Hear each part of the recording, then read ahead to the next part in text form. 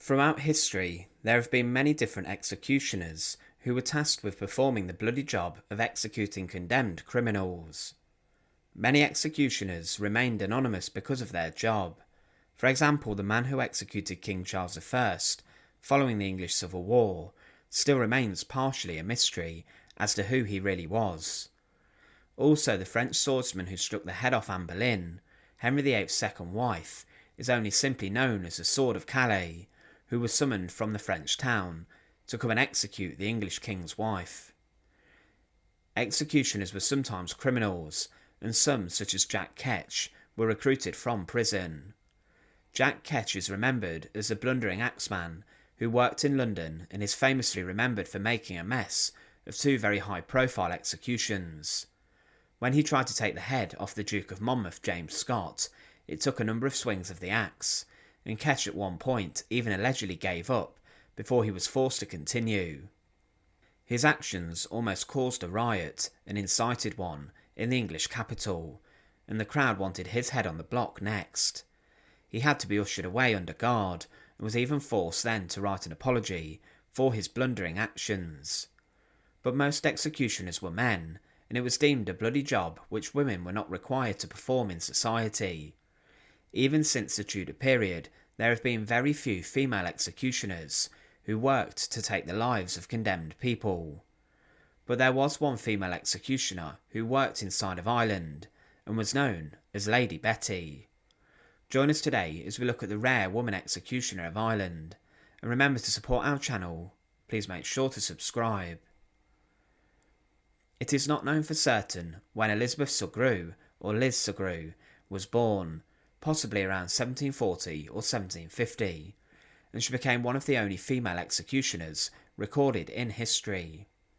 She was once married to a farmer, but following his death she was left completely poor, and money was a huge problem. Elizabeth was evicted from her house, along with her two children, and she left her settlement to go to Roscommon, which is today a town. She walked a long way there with her children, and things were so desperate that one of her children even died from starvation and exposure on the long walk, leaving her only with her eldest son accompanying her. Her relationship was not amazing with her eldest son, Padraig, and it was known that she had a violent temper, and because of this her son often tried to leave home, and Elizabeth would beg him to stay. After one particular argument in April 1775, he left her and enlisted in the British Army, or emigrated to North America, where he became part of the Continental Army. Life at this point was tough for Elizabeth, as she became very withdrawn and began to take in lodgers to try and raise some money, but she heard hardly anything from her son, and with this became very angry and also very worried. There was a rumour that in 1789, one man who came to stay in her house as a lodger was murdered by Elizabeth, who was losing her mind slowly. It was claimed that she discovered he was in fact her long-lost son, but then Elizabeth, for this murder, was arrested, convicted, and then sentenced to death. She was imprisoned inside of the old jail in Roscommon, and at the time there were many different condemned individuals inside the old jail there. 25 people were due to be hanged, and this included many thieves, sheep and cattle thieves, and those who tore down fences and hedges surrounding private land.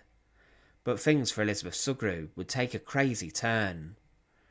On the day of her execution, it was said that the hangman in the town could not perform his job as he was ill, and unable to perform the bloody office of hanging the condemned people. As mentioned, often criminals were forced to become executioners, and some even managed to escape the death penalty by being someone who would be recruited to execute some of the town and city's most brutal criminals. Criminals were seen as good people for this role in society, but on the day of her own hanging, with the executioner poorly, spectacularly Elizabeth Sugrue offered to become the executioner after 3 other people refused to take the job. After this she did eventually manage to escape her own execution, and instead of living in her house, she was given a lodging inside of Roscommon's prison.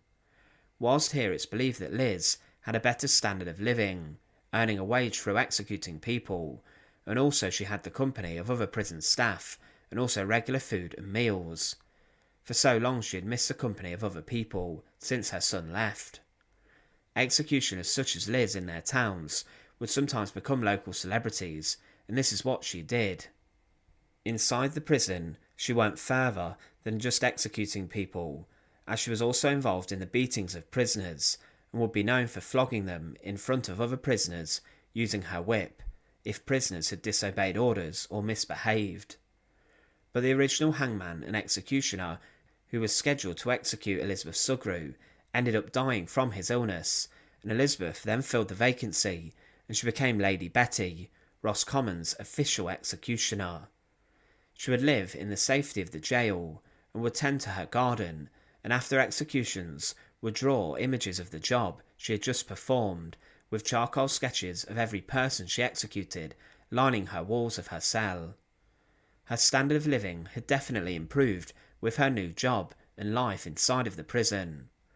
She executed a number of rebels that rose up during the Irish Rebellion of 1798 against the British rule. These executions were performed in public to keep the people of the town of Roscommon away from rebelling against British rule and to keep them in line.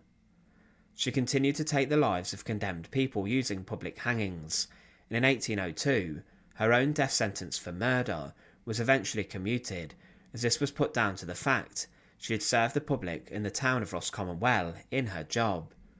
It was said for her service to the safety of the public she would be relieved of her death sentence that she was living under.